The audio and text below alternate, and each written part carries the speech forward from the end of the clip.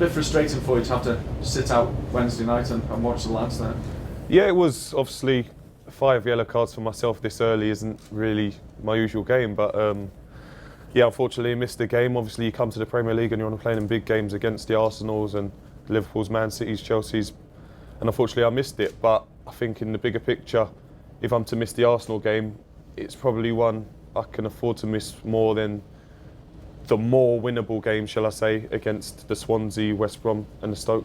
Is that what you're targeting now? Because you've had some very, very difficult away games, haven't you? Yeah, I've just been speaking about, obviously people are looking at us and they say, oh yeah, our away form isn't that great, blah, blah, blah. But I don't think there's many teams that would have gone to those away teams and got a lot of change out of those. So now it starts that we're playing a few more mid-table teams that we can maybe think of picking up a point here, a point there, and hopefully we can gain a bit of momentum from them away games as well. Yeah, it's only Liverpool out of the top 8 you've not met away from home, so yeah. you've got some tasty ones to come, I would think, in that sense, in that the fans will look forward to hopefully getting points on the road. Yeah, that's it. Like I say, obviously all the fans have enjoyed going to these big stadiums and these big games, but they want to start seeing us getting a few wins at those places. And like I said, the Newcastle game was a fantastic win for the lads to go and get. But like I say, other than that, we haven't managed to pick up anything else. Despite that defeat against Arsenal, obviously you had the good win against Liverpool. The spirit in the camp is spot on, isn't it, as you head to Swansea? It is. Like I say, the lads knew that going down to Arsenal, it's always going to be a tough game, the form that they're in, and I think it shows the quality of their squad that, like I say, they managed to start Nicholas Bentner, had Giroud on the bench, and then with about 30 minutes left, they bring on Walcott, Wilshere and Arteta.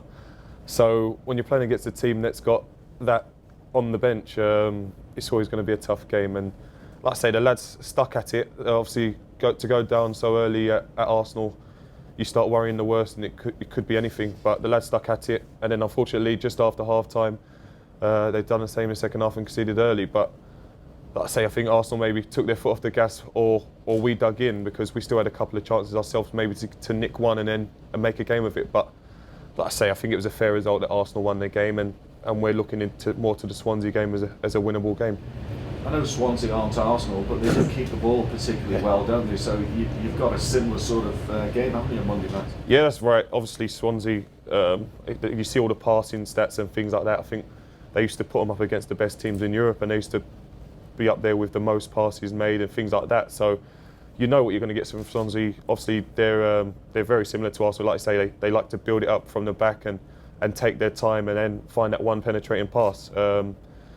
So hopefully for us, we can stay solid and stop that, and hopefully be able to counter-attack and maybe nick one on the break. In terms of nicking one, Danny Graham could do with one, couldn't he? And there wouldn't be a better place for him to score. Yeah, I guess so. Obviously, he's well liked down there. He had a very good time down there, and it would be brilliant for Danny to nick one, because, like I say, I think that's all he needs. He just needs one to deflect off of him or something like that and hit the back of the net, because the work he does for us as a team, we see what he's doing, and I think maybe because the goals aren't coming, he's maybe working too hard for us, that he finds himself out of the box and in positions where he's retreated to help the midfield, rather than being in that goal scoring position where he can maybe nick a tap in. And that's credit to him, because he's rolled his sleeves up, but I'm sure he wants to get a goal as well. Do you still have to rally round him and give him the encouragement, or is he the type of player that will just go on and sort of have his own self-confidence? Yeah, he obviously will go on and on. Obviously, as a team, we still give him a little bit of stick, a little bit of banter, because I think he'd feel uncomfortable if we weren't. And at the same time, we know that when we need to G him up, we do. And I'm sure, like I say, it will come for him. And I think once he does get that first one, he'll go into a good role. And just in terms of your fans having to make a long trip on a Monday night, much has been made about the fans over the past few weeks, but they deserve a bit of credit going down there, don't they, on a Monday evening? Oh, definitely. Anyone that makes that journey is definitely hardcore, in my opinion, because, like I say, from here to Swansea is no short journey, and credit to them on a Monday night when they're all going to be in work on the Tuesday. Good luck to them and a safe journey, I wish. Can I just get your quick reaction to the World Cup draw? Obviously, as an English fan, you'd be very interested in it, and it was pretty tough, the draw, wasn't it? Yeah, it was. Obviously, like I say, I think the standout team everyone keeps talking about is Uruguay, just because of Suarez. And I think it's one of those. With England, they did get a tough group, but I think Robbie Fowler said, of course they're going to get a tough group, it's the World Cup. So there were potential easier options. I was praying for Group E, which France got. That seemed an easier option. But then there were teams with Brazil, they've got a bit of a group of death, and I think it was the Spain-Holland group, which is a group of death as well. So it could have been worse for us. So you take it, and hopefully, like I say, you get through the group, and you never know what's going to happen. Can you give Roy any advice on how to tame Suarez, as you had him in your pocket here last weekend? He'd have to call me to get the advice, so I'll wait for the phone call. It's going to be difficult against him, isn't it? You saw what he did to Norwich. I think you got off lightly last weekend. I said that obviously if we'd give him that confidence early on that he'd managed to get a goal, he might have gone on to score 3 or 4. But luckily we managed to tame him early on and maybe he lost his head a bit. But obviously we laugh about Uruguay with Suarez. Obviously he's the informed player of European football, I'd say, as well as obviously like the Cristiano, the Ronaldos.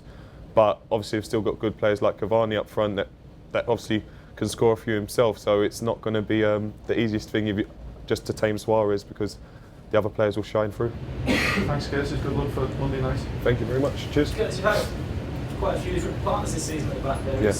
There's barely been a settled back four for one reason or another. Have you been impressed by the sort of number of people who come in and do a job, and everyone's played well when they have come in? Yeah, it is strange to think that, 14 games into the season, or 15 games, whatever it is now, I've played with every single centre-half in the club. So that is a strange one, I guess, but everyone, like I say, they all managed to slot in. Everyone's of the quality that they can play at this level. Obviously, we've played a couple of different formations at times as well, which obviously allows more people to come in. But like I say, the quality of the lads, whoever I've played alongside, I've always trusted, and like I say, we've hopefully had a good partnership.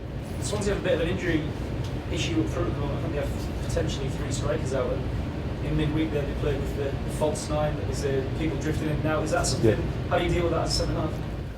Yeah, it is difficult, because, like I say, when you're used to a central striker or 2 central strikers, it's a lot easier as a centre-half, because you know someone's going to be playing right up against you. But like I say, if they end up playing with 3 floating in front of you and nobody really wants to latch onto a centre-half, then it obviously becomes difficult, because you get dragged out of holes, and like I say, the way they pass the ball and move it, you get midfield runners and things like that, and it does create spaces. So hopefully, whatever formation we play and however we go about it, we're able to tame that threat first, and then hopefully when we do get hold of the ball ourselves, we're able to keep it as well. And then obviously in the week following, Swansea have another Europa League trip. Is there any sort of hope from your end that they can stretch the squad out? They probably haven't got an enormous squad. I probably would say that they're not really as interested in the Europa League game as they are the Premier League, because as much as I think if they get it right, they've got a good chance of winning the Europa League, probably, the way they play football and the way they've approached it.